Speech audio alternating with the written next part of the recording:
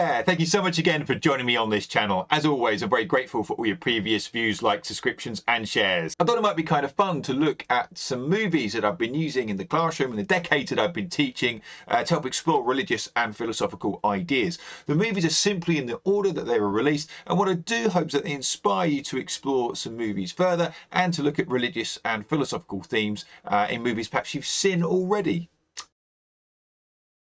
In Islam, there is a concept of jihad. It means to struggle or to strive.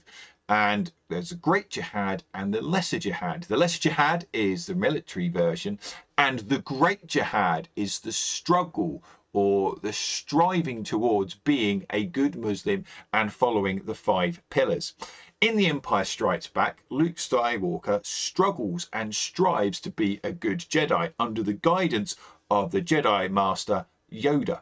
And I think what's really helpful is there is a particular sequence where you see Luke Skywalker battling himself. Okay, he goes into a cave and he thinks he's fighting Darth Vader, but he slices off the head of what he thinks is Darth Vader. The mask peels back and it's actually himself. It's a great image that powerfully explains how he has to fight himself, and also can be mirrored in terms of the way that Muslims will strive to adhere to the 5 pillars. The afterlife is tackled in Bill and Ted's Bogus Journey. It's a goofy comic movie, and in it Bill and Ted are killed by evil robot versions of themselves sent from the future. It doesn't make a lot of sense now, but believe me, in the context of the movie, it does. They find themselves trapped in the afterlife, and in particular hell, and they have to play the Grim Reaper at a series of games in order to escape. Now, the crucial thing is that the Grim Reaper has this mythology around him. It grew up mainly, as I can make out, in Northern Europe. But if you were able to beat him at a game, then you could cheat death. Now, of course, everything is loaded in favour of the Grim Reaper because, of course, no one can cheat death. But rather brilliantly, the movie plays on this and spoofs a fantastic movie called The Seventh Seal from 1957, which is a very serious movie and one of my favourites. The scenes in Bill and Ted's Bogus Journey are very stereotypical of what we might expect in hell and heaven, and that can be kind of interesting to look at these kind of cliches and see how they're tackled in the movies. It's also a very funny film, in particular when they're playing Cluedo with the Grim Reaper. The Prince of Egypt was DreamWorks Studios' first animated feature. It's got an extraordinary voice cast such as Val Kilmer, Jeff Goldblum, Michelle Pfeiffer, Patrick Stewart, Sandra Bullock, to name but a few.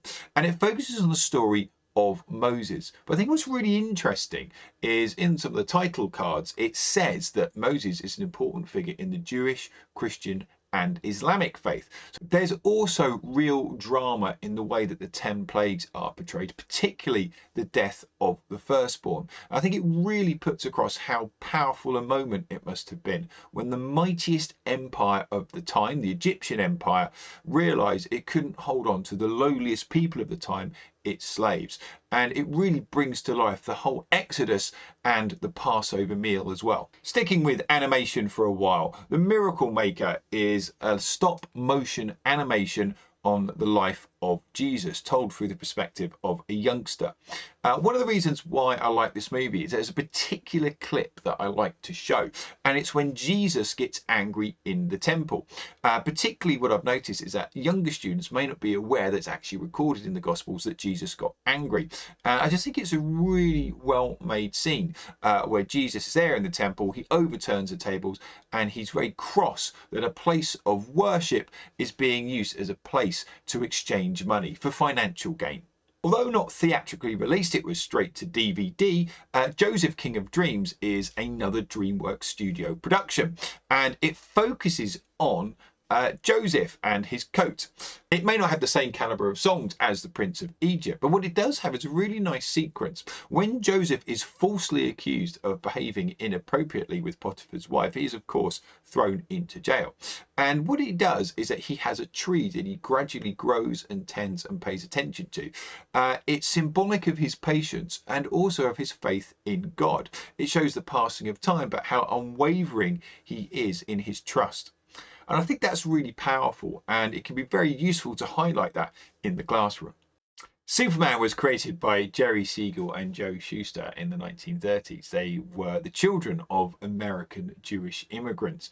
And what's interesting is how their understanding and experiences of being different have channeled into the character of Superman. Superman himself is literally an alien living on an entirely different planet. What you get then with Superman is this interesting heritage of being a Moses type character. If you remember, he goes from safety into a little craft and then is found and adopted by another family. But also this interesting idea that he has become a Christ-like Messiah figure too. Just look at the poster here for Superman Returns from 2006. And what's interesting, there's a particular clip I like to use where he saves Lois Lane in an aeroplane. You get, for example, the Heavenly Choir, you get him using his superpowers to create a miracle. It's just really interesting, this mashup of these very obvious and very different religious traditions coming together. There's a moment in Harry Potter and the Deathly Hallows Part 2 where Harry is knocked unconscious, and there he is in what appears to be King's Cross Station, and there he meets Dumbledore. And it could be a metaphor for the afterlife, it could be some kind of psychic connection, it could be wizard magic, who knows. But what's interesting is the way that Dumbledore speaks and interacts with Harry. Harry says to Dumbledore, "Is this real? Is this all made up?" And Dumbledore responds with, "Of course it's happening inside your head, Harry. But why on earth should that not mean that it's not real?" It's a lovely quote from the movie, and there's lots to play around with there in terms of the afterlife, in terms of what is real, perception, and so forth. Risen is a movie from 2016 starring Joseph Fiennes as a Roman soldier.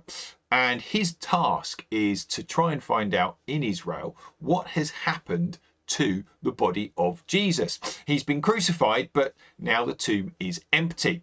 And what's different about this is, rather than the story being told from the perspective of the family of Jesus or one of his disciples, it's actually from the occupying forces at the time, the Roman Empire.